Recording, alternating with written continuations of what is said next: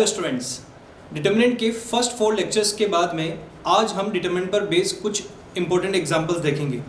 अगर आपने अभी तक प्रीवियस लेक्चर्स को नहीं देखा है तो मेरी एडवाइस है कि आप उन्हें देख लें ताकि आज वाले जो एग्जांपल्स हैं उन्हें आप बहुत अच्छे से समझ सकें। तो लास्ट लेक्चर में हमने डिटर्मिनेंट की कुछ प्रॉपर्टीज़ को देखा था। आज हम उन्हीं प्रॉपर्टीज़ को यूज़ कर कुछ इंपॉर्टेंट एग्जाम्पल्स देखने वाले हैं। चलिए हम बढ़ते हैं अपने फर्स्ट एग्जाम्पल की तरफ। हमारा फर्स्ट एग्जाम्पल है that find the determinant value of a without expansion if matrix A is equal to 3, 29, 25, 3, 15, 21, 1, 5, 7। हमारे सामने एक क्वेश्चन है जिसमें हमें एक मैट्रिक्स A गिवन है और हमें determinant value of A find करना है, लेकिन ध्यान दीजिए हमें साफ साफ शब्दों में कहा गया है विदाउट एक्सपेंशन। तो विदाउट एक्सपेंशन का मतलब है कि आप इसका एक्सपेंशन नहीं कर सकते। अब अगर आप एक्सपेंशन नहीं कर सकते हो तो आपको जो मैंने प्रीवियस लेक्चर के दौरान कुछ प्रॉपर्टीज बताई थी उन प्रॉपर्टीज को रिकॉल करना होगा और समझना होगा कि कौन सी प्रॉपर्टी यहाँ एप्लीकेबल है। एग्जाम में कभी भी आपको हिंट के दौरान ये नहीं बताया जाता कि कौन सी प्रॉपर्टी अप्लाई होगी, या आपकी खुद की अंडरस्टैंडिंग स्किल होती है कि आप ये पता लगा पाते हो कि क्वेश्चन में कौन सी प्रॉपर्टी अप्लाई करनी होगी। तो आप यहाँ पर इस क्वेश्चन को थोड़ा गौर से देखिए और सोचने की कोशिश कीजिए कि कौन सी प्रॉपर्टी हम अप्लाई करके डायरेक्टली आंसर कर सकते हैं। कुछ ही ऐसी प्रॉपर्टीज थी जिनके थ्रू आप डायरेक्टली आंसर कर सकते थे। तो यहाँ आप ध्यान से देखिए। तो सबसे पहले तो मैं यहाँ पे आपके सामने डिटरमिनेंट ऑफ ए लिख देता हूँ। तो वो कुछ इस तरह से होगा 3, 3, 1, 29, 15, 5, 25, 21, 7। ना तो क्योंकि ये फर्स्ट क्वेश्चन है तो थोड़ी सी हेल्प मैं आपके लिए कर देता हूँ। यहाँ पर आप फोकस कीजिए कॉलम C2 की तरफ और कॉलम C3 की तरफ। आपको इन दोनों के बीच में कुछ रिलेशन मिलेगा अगर आप देख सको तो मैं यहाँ बताता हूँ आपको कि कॉलम C2 के एलिमेंट्स जो हैं वो कॉलम C3 के एलिमेंट्स के थ्राइस हैं, मतलब 3 टाइम्स हैं। 1 into 3 3, 5 into 3 15, 7 into 3 21। तो हम ये कह सकते हैं that elements of column C2 are proportional to elements of column C3। और जब कभी किसी डिटरमिनेंट के अंदर 2 कॉलम्स के एलिमेंट्स प्रोपोर्शनल होते हैं तो उस डिटरमिनेंट की वैल्यू हम डायरेक्टली क्या लिख सकते हैं, 0। You can write it directly 0, क्योंकि हमने लास्ट जो प्रॉपर्टी पढ़ी थी उनमें एक प्रॉपर्टी ये भी थी कि अगर कभी किसी डिटरमिनेंट के अंदर कोई भी 2 रोज या कोई भी 2 कॉलम्स के एलिमेंट्स आपस में प्रोपोर्शनल होते हैं तो उस डिटरमिनेंट की वैल्यू 0 होती है। तो ये कुछ प्रॉपर्टी है, इंपॉर्टेंट प्रॉपर्टी है, और क्योंकि हमें एक्सपेंशन नहीं करना था तो इन प्रॉपर्टीज को याद रखना और समझना बहुत जरूरी है। तो अगर हमें ये प्रॉपर्टी याद होती है तो हम डायरेक्टली आंसर कर पाएंगे। वन मोर थिंग कि अभी जो मैंने आंसर लिखा है आप एग्जाम में डेफिनेटली इस तरह से प्रेजेंट नहीं करेंगे, आपको एक बेटर प्रेजेंटेशन करना पड़ेगा। तो आपको प्रॉपर्टी भी लिखनी होगी जिसके थ्रू आपने इसका आंसर डायरेक्टली किया है। ओके, चलिए हम नेक्स्ट क्वेश्चन की तरफ बढ़ते हैं। वापस नेक्स्ट क्वेश्चन हम इसी तरह से लेते हैं। Next question, question number 2, find the determinant A without expansion if A matrix. यहाँ मैं एक डिफरेंट मैट्रिक्स लूंगा कुछ अलग प्रॉपर्टी के साथ में, like 1A B plus C, 1B A plus C and 1C A plus B। यह हमने एक नया मैट्रिक्स लिया जिसका ऑर्डर अगेन 3/3 है और फिर से हमें इसकी डिटरमिनेंट वैल्यू कैलकुलेट करनी है विदाउट एक्सपेंशन। तो अगेन हमें सोचना होगा कि कैसे हम फाइंड कर सकते हैं। सबसे पहले तो मैं आपके सामने इसके लिए डिटरमिनेंट लिख देता हूँ। The determinant of A is equal to 1A B plus C, 1B A plus C and 1C A plus B। Okay, now कैसे हम कैलकुलेट कर सकते हैं। लास्ट क्वेश्चन में मैंने आपको प्रॉपर्टी बता दी थी कि हम कौन सी प्रॉपर्टी अप्लाई कर रहे हैं। यहाँ मैं चाहूँगा कि आप खुद सोचें कि कौन सी प्रॉपर्टी अप्लाई कर सकते हैं जिससे कि बिना एक्सपेंशन किए हम इसकी वैल्यू फाइंड कर सके। एक बात और, जरूरी नहीं है कि केवल एक प्रॉपर्टी अप्लाई करके आप डायरेक्टली आंसर फाइंड कर पाएंगे। हो सकता है कि एक क्वेश्चन को सोल्व करने के लिए आपको एक से ज़्यादा प्रॉपर्टी अप्लाई करनी पड़े। तो हो सकता है कि इस क्वेश्चन में वैसा ही हो। तो आप सोचिए कि कैसे हम करेंगे। अगर कुछ स्टूडेंट्स ने ट्राई किया हो तो आई थिंक वो इस प्रोसेस को ट्राई कर सकते हैं जो मैं आपको बताने वाला हूँ। हम क्या करते हैं, कॉलम C2 के एलिमेंट्स को कॉलम C3 के एलिमेंट्स में ऐड कर देते हैं, है ना, ये करते हैं हम लोग।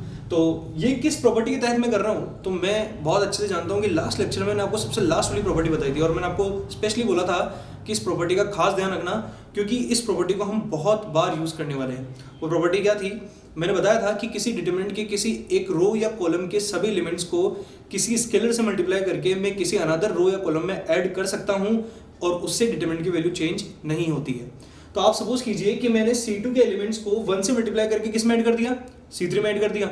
मैं कर सकता हूँ, कोई चेंजेस नहीं होंगे डिटरमिनेंट पर। इसको लिखने का एक तरीका होगा, वो क्या तरीका होगा मैं आपको बता देता हूँ। उसको लिखने का तरीका होगा that C3 changes as C3 plus C2। मैंने आपको बताया था इसको लिखने का तरीका कि जिस कॉलम के अंदर या जिस रो के अंदर हम चेंजेस करते हैं उसे यहाँ लिखना होता है this is the sign for changes as, और C3 अगेन वही जिसके अंदर हम चेंजेस कर रहे हैं, और फिर उसमें हम कौन सी रो या कॉलम के किसी मल्टीपल को ऐड कर रहे हैं, सब्ट्रैक्ट कर रहे हैं, वो हमें लिखना होता है। तो जो भी मैंने प्रोसेस बताया उसके अकॉर्डिंग तो मैं ये लिखूंगा। नाउ अब अगर हम सॉल्व करते हैं आगे तो क्या लिखेंगे यहाँ पे 1a plus B plus C, 1b a plus B plus C and 1c a plus B plus सी।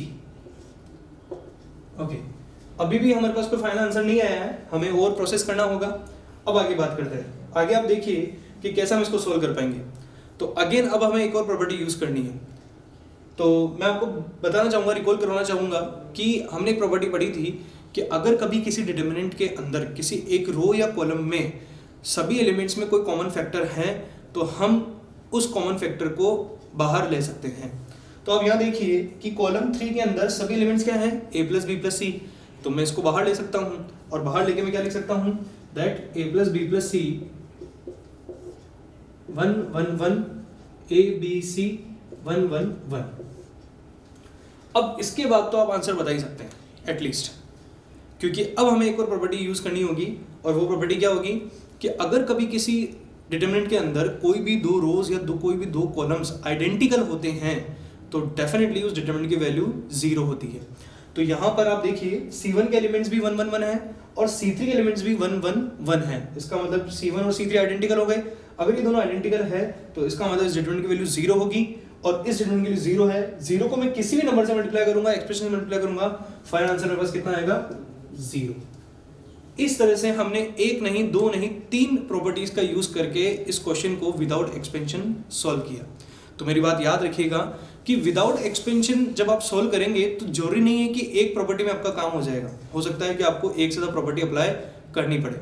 सो आपको उन प्रॉपर्टीज की अच्छे से प्रैक्टिस करनी चाहिए। अगर आपने अभी तक प्रीवियस लेक्चर को अच्छे से नहीं देखा है, उसकी प्रैक्टिस अच्छे से नहीं की है, तो मैं आपको यही कहूँगा कि अभी तुरंत आप प्रीवियस लेक्चर पर जाएं और वो सभी प्रॉपर्टीज़ को एक बार रिवाइज करें, ताकि आपको मैं जो एग्जाम्पल बता रहा हूँ उनमें कोई प्रॉब्लम ना हो। चलिए स्टूडेंट्स, नेक्स्ट थर्ड क्वेश्चन की तरफ चलते हैं, और भी हम एग्जाम्पल देखते हैं इसी तरह से जिनमें हम प्रॉपर्टीज यूज करेंगे। लेट्स सी, एक क्वेश्चन लेता हूं मैं, question number 3, that prove that determinant of 1x x square 1y y square 1z z square is equal to x minus y y minus z z minus x। मुझे proof करना है कि इस determinant की value ये होगी। Simple सा question है, प्रूफ का है। प्रूफ के क्वेश्चन में हमें LHS को RHS के इक्वल प्रूफ करना होता है, तो कहीं ना कहीं हमें इस डिटरमिनेंट की वैल्यू इसके इक्वल प्रूफ करनी है। लेकिन क्योंकि हमारे पास RHS में जो एक्सप्रेशन है वो फैक्टराइज वे में है, ऑलरेडी फैक्टर वे में है, तो हम यही चाहेंगे कि हम इसको एक्सपेंड ना करके, मतलब तुरंत एक्सपेंड ना करके, हम कुछ प्रोसेस करें जिससे कि हमें डायरेक्टली ये फैक्टर्स ऑब्टेन हो सकें, और तब हम बहुत इजीली इसको इस फॉर्म में चेंज कर पाएंगे। ओके, तो एक बहुत सिंपल सी टिप देता हूं मैं आपको इस टाइप के क्वेश्चंस के लिए, और खासकर उस टाइप के क्वेश्चंस के लिए जिसमें कोई भी एक रो या कॉलम के सभी एलिमेंट्स क्या होते हैं 1 1 1। मेरी खास टिप है, ये बहुत स्पेशल टिप है, ध्यान से सुनिएगा कि ऐसे डिटरमिनेंट्स जिसमें कोई भी रो या कोई भी कॉलम के सभी एलिमेंट्स 1 1 1 होते हैं या सेम होते हैं, उनमें आपको सबसे पहले किन्हीं भी 2 एलिमेंट्स को 0 बनाना चाहिए। ठीक है, उसके बाद अगर आप प्रोसेस करेंगे तो मुझे पूरा यकीन है कि आप अपने आंसर तक पहुंचेंगे। चलिए हम देखते हैं, मैं जैसा कह रहा हूं मैं वैसा ही आपके सामने परफॉर्म करके दिखाऊंगा। तो सॉल्यूशन लिखता हूं मैं, LHS एक्सेप्ट करता हूं। LHS एक्सेप्ट करके मैं कहता हूं दैट कि मैं कोई भी 2 1 को 0 बना लेता हूं। सपोज करो कि मैं इस वन को 0 बनाना चाह रहा हूँ, तो मैं 0 कैसे बनाऊंगा? मैं इसको 0 बनाने के लिए क्या करूंगा कि R2 में से R1 को माइनस करूंगा। कर सकता हूँ, प्रॉपर्टी नंबर 10 याद रहे, बार बार रिपीट कर रहा हूँ। तो R2 में से R1 को माइनस कर दूंगा, तो मैं उसको लिखूंगा कैसे, that R2 changes as R2 minus R1। इससे जो रिलेटेड बनेगा वो क्या मिलेगा, बनेगा 1x x square 0 y minus x y square minus x square and 1z z square. ठीक है, इसके बाद ये आ गया हमारे पास। अब मुझे इसको 0 बनाना है, तो इसको 0 बनाने के लिए क्या करना पड़ेगा, मुझे इसको 0 बनाने के लिए अगेन एक प्रॉपर्टी लगानी पड़ेगी। तो मैं क्या करता हूँ, R3 changes as R3 minus R1। तो अगेन अब क्या बनेगा, 1x x square 0 y minus x। अब ध्यान से देखिए, मैं इसको लिख सकता हूँ y minus x into Y plus X, है ना, by the property of identity, algebraic identity, a square minus b square y minus x into Y plus X. Now यहाँ 0 यहाँ लिखूंगा z माइनस x, और यहाँ अगेन मैं जब property apply कर दूंगा या आइडेंटिटी अप्लाई कर दूंगा तो बनेगा z minus x into Z plus x. इस तरह से हमारे पास ये रिजल्टेंट डिटरमिनेंट आएगा। ओके, नाउ अब आप क्या देखते हैं, अब गौर से देखिए R2 और R3 को।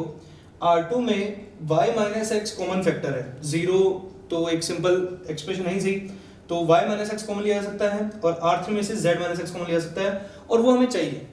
आप देख रहे हैं यहाँ पे हमें चाहिए। अच्छा, आप बोलेंगे सर हमें तो x माइनस वाई चाहिए था, यहाँ y माइनस एक्स आ रहा है। कोई बात नहीं, जब हम लास्ट में सोल्व करेंगे तो हो सकता है कि ये उसी फॉर्म में आ जाए जो फॉर्म हम चाहते हैं। तो हम क्या करते हैं, हम R2 में से y माइनस एक्स कॉमन लेते हैं और R3 में से z माइनस एक्स कॉमन लेते हैं और फिर प्रोसीड करते हैं। तो देखिएगा, मैं लिखता हूँ, मैं कॉमन ले रहा हूँ तो इक्वल टू लिखूंगा और y minus X into Z minus X and determinant of 1x x square 0 1 y plus x and 0 1 z plus x. Okay, now अब मुझे लगता है कि मुझे इस डिटरमिनेंट का एक्सपेंशन कर देना चाहिए। कर सकते हैं, क्योंकि हमें तो केवल प्रूफ करने के लिए बोला है, तो हम किसी भी तरह से कर सकते हैं। तो हम यहाँ एक्सपेंड कर सकते हैं। मुझे किस रो या कॉलम के लोग एक्सपेंड करना चाहिए, इस क्वेश्चन का आंसर आपको देना चाहिए, और आपका आंसर होना चाहिए C1। क्यों? क्योंकि हम देखते हैं कि C1 एक ऐसा कॉलम है सभी कॉलम्स में से या सभी रोज में से जिसमें मैक्सिमम नंबर ऑफ डिजिट्स क्या हैं, 0। और मैंने आपको बताया था कि हमेशा हमें डिटरमिनेंट को एक्सपेंड करते वक्त ये ध्यान से देख लेना चाहिए कि कौन सी रो या कौन से कॉलम में मैक्सिमम नंबर ऑफ जीरोस है। उसके अलावा अगर एक्सपेंड करेंगे तो वहाँ मिस्टेक होने के चांसेस कम होंगे। सो लेट्स सी, हम C1 के अलोंग एक्सपेंड करते हैं। Let expand along C1। तो जब मैं C1 के अलोंग एक्सपेंड करूंगा तो मुझे क्या मिलेगा, देखिए मैं लिख सकता हूँ यहाँ पे y minus x Z minus x, तो एज इट इज लिख दिया। इसके बाद में क्योंकि 1 के अलोंग करना है तो z plus x into 1 Z plus x minus 1 into Y plus x, तो minus y minus x. Okay, और आप अच्छे जानते हैं कि आगे के टर्म्स 0 0 ही बनेंगे, और क्यों बनेंगे ये भी अच्छे से जानते हैं। आई होप कि मुझे अब बताने की जरूरत नहीं है। चलिए आगे बढ़ते हैं। हम लिखते हैं y minus X into Z minus X, और यहाँ अब आप देखिए x से x रिड्यूस हो जाएगा तो यहाँ बन जाएगा z माइनस वाई। अब मैं इसको क्या करता हूँ कि मैं इसमें से भी माइनस कॉमन लेता हूँ, इसमें से माइनस कॉमन लेता हूँ। तो मैंने माइनस कॉमन लिया तो बना x माइनस वाई, ये एज इट इज, और into minus y minus z, तो माइनस इंटू माइनस प्लस, और फाइनल एक्सप्रेशन मिल जाएगा x minus Y y minus z into Z minus X, and that is over RHS। So simple सा format था। मेरी tip को अगर आप याद रखते हैं तो आपके लिए बहुत ईजी होगा। मेरी टिप यही थी कि अगर किसी डिटरमिनेंट के अंदर किसी भी रो या कॉलम के सभी एलिमेंट्स 1 हों तो कोई भी 2 एलिमेंट्स को हमें 0 बना लेना चाहिए और फिर प्रोसीड करना चाहिए। हमें उससे आंसर मिलने के चांसेस पूरे होंगे। ओके, तो इस तरह से हमने LHS को RHS में चेंज कर दिया, तो हम कह सकते हैं कि ये प्रूफ हो चुका है। ठीक है, इसी तरह से बहुत सारी प्रॉपर्टीज आपको देखने को मिलेगी। मेरे जो एग्जांपल्स मैं आपको बता रहा हूँ उनमें बहुत सारी प्रॉपर्टीज हैं, तो आप देखते रहिए कि मैं क्या क्या प्रॉपर्टी अप्लाई कर रहा हूँ और कैसे ले रहा हूँ, इन पर भी गौर करते रहिए। चलिए अब हम बढ़ते हैं अपने नेक्स्ट एग्जांपल की तरफ, एग्जांपल नंबर 4। आई होप कि आपको बहुत कुछ समझ आ रहा है। फिर भी अगर आपको किसी क्वेश्चन में डाउट है, किसी क्वेश्चन में इशू है, तो आप हमारे साथ इस वीडियो के कमेंट बॉक्स में शेयर कर सकते हैं। हम डेफिनेटली आपको उस क्वेश्चन का एक्सप्लेनेशन देंगे। क्वेश्चन नंबर 4 की तरफ चलते हैं। Let's see, find the value of,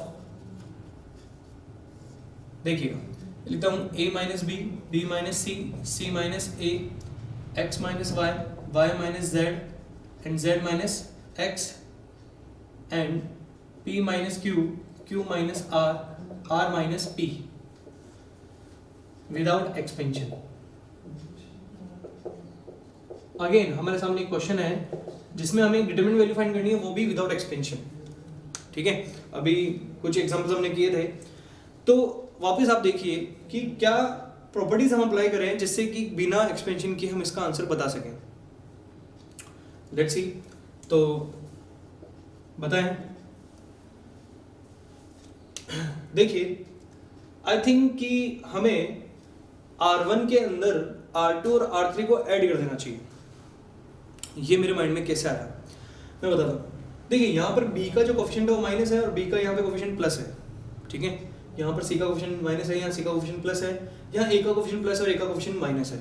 मैं जब क्वेश्चन लिख रहा था ना उसी टाइम मुझे रिकॉल हो गया, मतलब रिकॉल कहूँ या समझ आ गया कि यहाँ पर कुछ रिलेशन बन सकता है। तो जब मैं लिख रहा था तभी मेरे माइंड में इस क्वेश्चन को सोल्व करने के आइडियाज चल रहे थे। तो मैं देखा कि जब मैं इसमें इन दोनों को ऐड कर दूंगा तो ये टर्म कितने बन जाएगी, 0। ये टर्म 0 बन जाएगी। इसी तरह से अगर हम इन तीनों को ऐड करेंगे तो यहाँ 0 बन जाएगा और इन तीनों को ऐड करेंगे तो यहाँ पे भी 0 बन जाएगा। और जब किसी डिटरमिनेंट के अंदर तीनों ही एक रो के सभी एलिमेंट्स 0 बन जाएंगे तो फिर उस डिटरमिनेंट के लिए हम डायरेक्टली आंसर कितना कह सकते हैं, 0। बहुत सिंपल है, बहुत ईजी है। ओके, सो मुझे क्या करना चाहिए, मुझे R1 में R2 और R3 को ऐड करना चाहिए। तो इसके लिए मैं क्या स्टेटमेंट लिखूंगा, मैं लिखूंगा that R1 changes as R1 plus R2 plus R3। ठीक है, मैं R1 में R2 प्लस R3 को ऐड करके यहाँ लिखने वाला हूँ। तो जब मैं लिखूंगा ना तो मेरे पास रिजल्टेंट क्या होगा, यहाँ पे 0, यहाँ पे 0 और यहाँ पे 0। कंफर्म है आप और मैं भी कंफर्म हूँ। ठीक है, तो आगे प्रोसीड करते हैं। B minus C, Y minus Z and Q minus R and C minus A, Z minus X और R माइनस पी। अब हमें इस डिटरमिनेंट की वैल्यू बतानी है, तो ये तो हम आंख बंद करके बता सकते हैं कि इसकी वैल्यू कितनी होगी, 0। आई होप आपको आंसर समझ में आ रहा होगा। ओके, मैं प्रॉपर्टीज का बहुत अच्छे से एक्सप्लेनेशन कर रहा हूँ, आप समझते जाइए। और कोई भी डाउट आपके मन में वैसे तो नहीं होना चाहिए, होता है तो शेयर कीजिएगा। चलिए, तो समझ गए ना आप कि कैसे मैंने इसकी वैल्यू कैलकुलेट की, इसकी वैल्यू कैसे 0 बनी, क्योंकि मैंने तीनों एलिमेंट्स मेरे पास कितने आ गए, 0। और किसी भी एक रो या कॉलम के अलॉन्ग अगर तीनों एलिमेंट 0 होते हैं तो आंसर 0 आता है। अच्छा, इस बात पे तो कोई डाउट नहीं है ना कि तीनों अगर 0 है तो 0 क्यों आया। तो बहुत वैसे डाउट होना नहीं चाहिए, बहुत सिंपल है। क्यों, क्योंकि अब देखिए, अगर मैं R1 के अलॉन्ग एक्सपेंड करूंगा तो मेरे पास 0 एलिमेंट है, फिर मैं इसका कोफैक्टर लूंगा, चाहे कुछ भी हो, उसको 0 से मल्टीप्लाई करूंगा तो आंसर कितना आएगा, 0। फिर मैं इसके अलॉन्ग कोफैक्टर लूंगा, तो इसके अलॉन्ग कोफैक्टर लेने के बाद में जब 0 से मल्टीप्लाई करूंगा तो भी 0, और जब मैं इसके अलॉन्ग कोफैक्टर लूंगा और उससे मल्टीप्लाई करूंगा तो भी आंसर कितना आएगा, 0। तो जब तीनों ही एडिशन 0 का 0 होता है तो डिटरमिनेंट वैल्यू भी कितनी आएगी, 0। तो आई थिंक मैंने यूं ही एक्सप्लेन कर दिया, अदरवाइज आपको जरूरत नहीं होगी। चलिए, हम आगे बढ़ते हैं नेक्स्ट क्वेश्चन की तरफ। हमारा नेक्स्ट क्वेश्चन जो कि बहुत अच्छा क्वेश्चन है, तो ध्यान से देखिएगा। Question number 5, find the value of determinant 1/a a square bc, 1/b b square ac, 1/c c square ab without expansion. Again हमारे सामने एक क्वेश्चन आया है जिसमें हमें बिना एक्सपेंशन किए इस डिटरमिनेंट की वैल्यू फाइंड करनी है। सो सोचिए आप कि कैसे आप इसको सोल्व करेंगे, कैसे रिलेशन निकालेंगे आप किन्हीं भी दो रोज या कॉलम्स के बीच में। चलिए, मैं आपको बताता हूँ मैं क्या करता हूँ। मैं एक काम करता हूँ, रो 1 को a से मल्टीप्लाई कर देता हूँ। ठीक है, रो 1 को अगर a से मल्टीप्लाई करूंगा तो डिटरमिनेंट वैल्यू चेंज होती है, तो मुझे डिवाइड भी रखना पड़ेगा। तो मैं क्या करता हूँ कि इस डिटरमिनेंट को मैं a/a से मल्टीप्लाई करता हूँ और जो न्यूमरेटर है उसको मैं R1 से मल्टीप्लाई करता हूँ, मतलब रो 1 से मल्टीप्लाई करता हूँ। इस तरह से R2 को b से और इस तरह से R3 को c से। तो जब मैं R1 को A, R2 को B और R3 को C से मल्टीप्लाई करूंगा तो मेरे पास A, B, C डिनोमिनेटर में होने चाहिए फॉर द स्टेबिलिटी और for the equilibrium of the determinant value. So अगर मैं यहाँ देखूँ, मैं यहाँ लिखता हूँ दैट 1 अपॉन ABC, या मैं यहाँ लिखता हूँ आपके सामने ABC अपॉन ABC, ऐसे लिख सकता हूँ ना?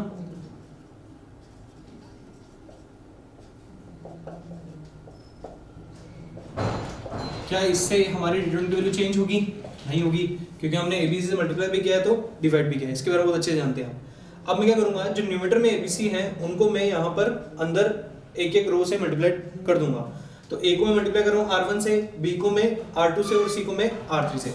तो मेरे पास रिजल्ट क्या बनेगा, देखो ABC यहाँ बनेगा 1A क्यूब ABC, यहाँ बनेगा 1B क्यूब ABC और यहाँ बनेगा 1C क्यूब ABC। ठीक है, अब इसके बाद क्या, इसके बाद कैसे हम इस डिटरमिनेंट की वैल्यू फाइंड कर सकते हैं? तो आप देखिए कि कॉलम 3 के जो एलिमेंट्स हैं वो क्या है, ABC, ABC एंड ABC। तो प्रॉपर्टीज है, हम इस ABC को एज ए कॉमन फैक्टर बाहर ले सकते हैं। अगर मैं इसको कॉमन फैक्टर की तरफ बाहर लिखूंगा तो मेरे पास क्या बन जाएगा, ABC अपॉन ABC, और यहाँ मेरे पास एलिमेंट्स होंगे 1A cube 1, 1B cube 1, 1C cube 1। Okay, इससे cancel out, that become this determinant only 1, 1, 1 A cube B cube C cube 1, 1, 1। Now इसकी डिटरमिनेंट वैल्यू कैसे कैलकुलेट करेंगे? प्रॉपर्टी यही कि अगर किसी डिटरमिनेंट के अंदर कोई भी दो रोज या कोई कॉलम, दो कॉलम्स आइडेंटिकल होते हैं तो उसकी डिटरमिनेंट वैल्यू कितनी होती है, 0।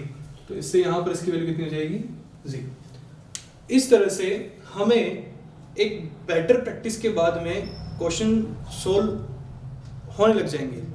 ओके, तो आपको बस जो प्रॉपर्टीज हैं उनकी प्रॉपर नॉलेज होनी चाहिए और उनको अप्लाई कैसे करना होता है इनकी नॉलेज होनी चाहिए। आई थिंक आप भी इस तरह के क्वेश्चन सॉल्व कर सकते हो। चलिए अब हम बढ़ते हैं अपने नेक्स्ट एग्जांपल की तरफ।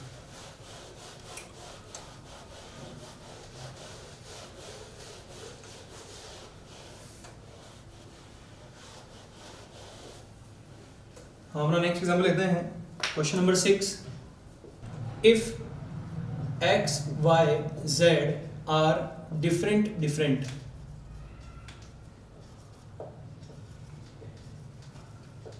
and determinant of x, y, z, x square, y square, z square 1 plus x cube, 1 plus y cube, 1 plus z cube is equal to 0, then prove that x, y, z is equal to -1। Okay, हमें पास question है कि अगर x, y, z ये तीनों variables different हों और इस determinant की वैल्यू 0 हो तो हमें प्रूफ करना है कि x into Y into Z is equal to कितना होगा, -1। चलिए हम देखते हैं कैसे हम इसको सोल्व करेंगे। तो हम यहाँ पर इस डिटरमिनेंट को अगर ऑब्जर्व करें तो हम देख सकते हैं कि यहाँ पर C3 के अंदर जितने भी एलिमेंट्स हैं उन्हें as a sum of 2 elements represent किया हुआ है। ठीक है, तो मैं यहाँ पर एक प्रॉपर्टी यूज करने वाला हूँ डिटरमिनेंट की। वो प्रॉपर्टी क्या थी कि अगर कभी किसी डिटरमिनेंट के अंदर कोई भी रो या कॉलम के elements as a sum of 2 elements represent किए हों तो मैं उस डिटरमिनेंट को as a sum of 2 determinants represent कर सकता हूँ, आपको पता है। सो लेट्स सी, हम यहाँ पे देखते हैं, हम लिखेंगे x, y, z, x square, y square, z square 1, 1, 1 plus x, y, z, x square, y square, z square, x cube, y cube, z cube equal to 0। ये जो डिटरमिनेंट था ना, इसको मैंने इस तरह से लिख दिया, लिख सकता हूँ बाय द प्रॉपर्टी। नाउ अब इसको सॉल्व करते हैं। तो आप देखिए यहाँ पर कि अगर मैं इस डिटरमिनेंट के अंदर ऑब्जर्व करूँ तो मेरे पास एक कॉलम है जिसके दोनों एलिमेंट्स कितने हैं, सॉरी तीनों एलिमेंट्स कितने हैं, 1, 1, 1। और जब कभी मुझे ऐसे डिटरमिनेंट की वैल्यू कैलकुलेट करनी होती है तो मैं क्या करता हूँ, मुझे हमेशा इसको ऐसे सॉल्व करना चाहिए कि 2 वन को जीरोस बना दूँ और फिर एक्सपेंड कर लूँ। तो अभी थोड़ी देर पहले मैंने क्वेश्चन किया भी था, तो मैं इसका आंसर डायरेक्टली बता सकता हूँ आपको। इसका आंसर क्या आएगा, x minus Y, Y minus Z और z माइनस एक्स, है ना। अभी जो प्रीवियस एग्जांपल किया था उसको आप देख सकते हो, उसमें मैंने यही प्रूफ किया है कि इसकी वैल्यू कितनी होती है, x minus Y, Y minus Z, Z minus X. हो सकता है कि आपका क्वेश्चन हो सर यहाँ पे 1 1 1 थे और यहाँ पे यहाँ 1 1 1 है, तो ऐसा कैसे पॉसिबल है? तो आप खुद भी एक बार ट्राई करके देखना कि इनमें से किसी दो 1 को 0 बना लेना और फिर एक्सपेंड करना, आपको सेम आंसर मिलेगा। और एक और तरीका है, मतलब एक और प्रॉपर्टी है जिसके जरिए आप इसको देख सकते हैं।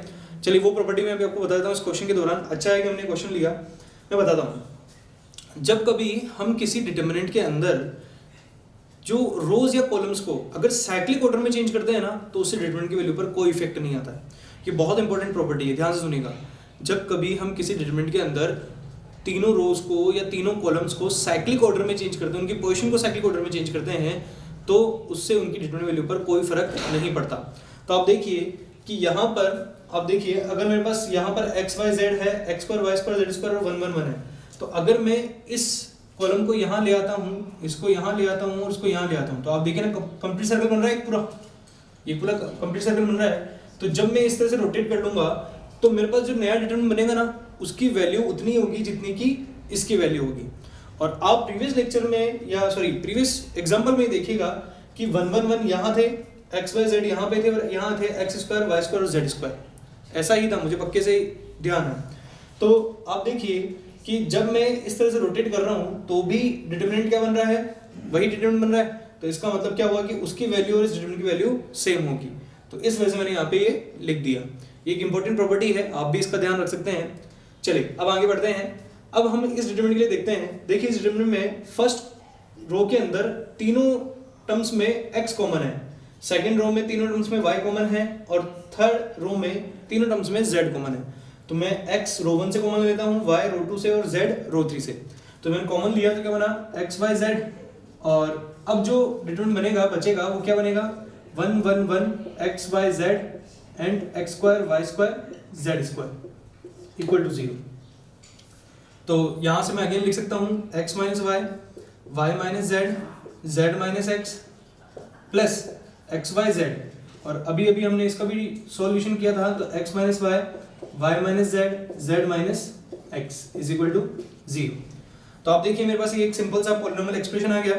ठीक है, इस पॉलिनोमियल एक्सप्रेशन में मैं क्या करता हूँ, इन तीनों फैक्टर्स को कॉमन ले लेता हूँ। तो जब मैं कॉमन लूंगा तो मेरे पास क्या एक्सप्रेशन बचेगा, देखिए x minus Y, Y minus Z, Z minus X into 1 plus X Y Z is equal to 0। ये लिखूंगा मैं। अब ध्यान से सुनिए, यहां पर एक स्टेटमेंट लिखा हुआ है that x y z are different different. अगर x y z different different है तो इसका मतलब x माइनस वाई 0 के इक्वल नहीं हो सकता। ठीक है, y माइनस जेड भी 0 के इक्वल नहीं हो सकता और z माइनस एक्स भी 0 के इक्वल नहीं हो सकता, क्योंकि डिफरेंट डिफरेंट। अगर इक्वल होते तो फिर x माइनस वाई 0 के इक्वल होगा। अगर x और y इक्वल हैं तब x माइनस वाई 0 के इक्वल होगा। अगर ये अनइक्वल हैं तो इन दोनों का सब्ट्रैक्शन कभी 0 के इक्वल हो नहीं सकता। तो आप समझिए कि x माइनस वाई 0 के इक्वल नहीं हो सकता, y माइनस जेड 0 के इक्वल नहीं हो सकता, z माइनस एक्स भी 0 के इक्वल नहीं हो सकता। लेकिन फिर भी इन चारों फैक्टर का मल्टीप्लिकेशन 0 के इक्वल है। तो ऐसा कब पॉसिबल होगा, जब 1 प्लस एक्स वाई जेड मतलब लास्ट वाले एक्सप्रेशन की वैल्यू कितनी होगी 0। ध्यान से सुनिए इस बात को और क्वेश्चन को अच्छे से समझिए। तो आप समझ रहे होंगे कि x minus Y, Y minus Z, Z minus X की वैल्यू 0 नहीं हो सकती। अगर इन तीनों की वैल्यू 0 नहीं हो सकती है या इनमें से किसी भी एक की वैल्यू 0 नहीं हो सकती, तो इसका मतलब है कि इस पूरे एक्सप्रेशन को 0 बनाने में किसका हाथ है, 1 प्लस एक्स वाई जेड का हाथ है। तो इसका मतलब क्या हुआ, तो यहाँ लिखेंगे since x y and z are different, that means 1 plus x y z is equal to 0, and so we can say that x y z is equal to minus 1. Okay, तो इस तरह से हमने प्रूफ कर दिया that multiplication of x y and z is equal to minus 1. तो एक बहुत अच्छा क्वेश्चन था, बहुत शानदार क्वेश्चन था। इस क्वेश्चन को आपको समझना चाहिए। मैंने अभी आपको पूरा एक्सप्लेन किया है। अगर आपको अभी भी थोड़ा कोई कन्फ्यूजन है तो वीडियो को थोड़ा सा बैकवर्ड लेके जाइए, वापस इस क्वेश्चन का एक्सप्लेनेशन सुनिए। आई होप कि आपको ये क्वेश्चन समझ आ जाएगा। ओके, चलिए अब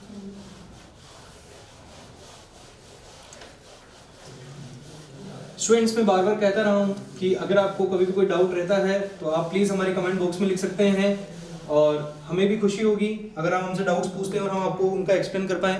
क्योंकि हमारा केवल एक ही मंतव्य है कि आप तक हम अपने ज़रिए एक अच्छी एजुकेशन प्रोवाइड करवा सकें।